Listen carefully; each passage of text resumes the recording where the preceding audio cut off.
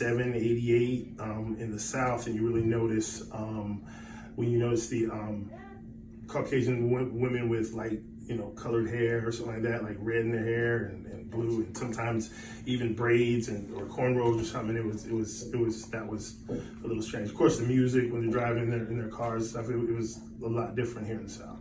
Okay. All right. Now, I know I have my viewpoints on Martin Luther King, and I know America favors Martin Luther King and what he stood for. But what do you feel as far as, and I feel as if he was trying to assimilate, have us to go into the whites and coexist that way. But what do you feel? Do you feel like his method was adequate, or do you feel like it was problematic? It was he was well intentioned. He was well intentioned, trying to you know, show the peaceful side of our protests, but it was a little misplaced at the time. He didn't fully understand the opponent, and you know, in his later years, just prior to his assassination, when he got a little more rowdy, you know what I mean. But he, I don't think he fully understood the deep-seated evil he was up against. I don't think he fully understood that. I think he had some hope that there would be equality, that there would be that dream, but I don't know if that was a dream he had or a nightmare, to be honest. So that's understandable. So in relations to him, we have his opponent, Malcolm X.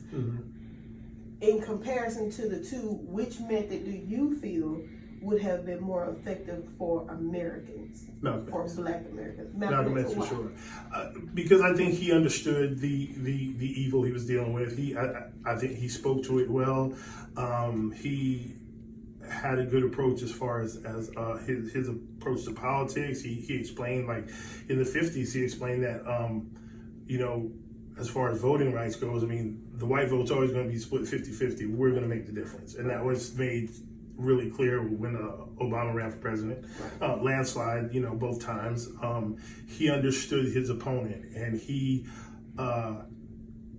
played chess, but an aggressive form of chess. Okay. Yeah, I think he was better suited to deal with the evil that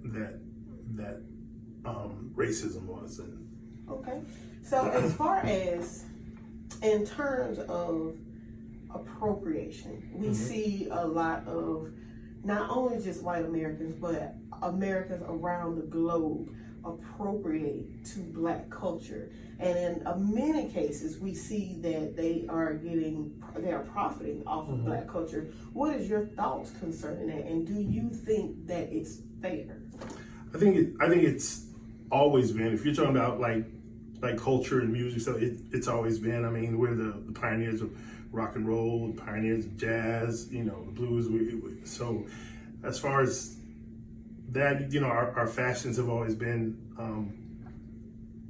something they wanted to follow. There's not much that originates in white culture other than, you know, anger, fear, and hate. You know what I mean? To be honest, you just have to. You know, it's just they can't help but appropriate, because it you know, to sit outside of it is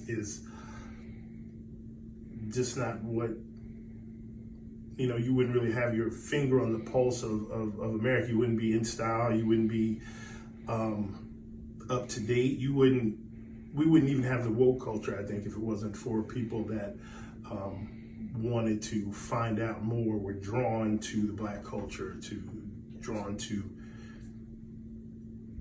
what they wanted to be a part of.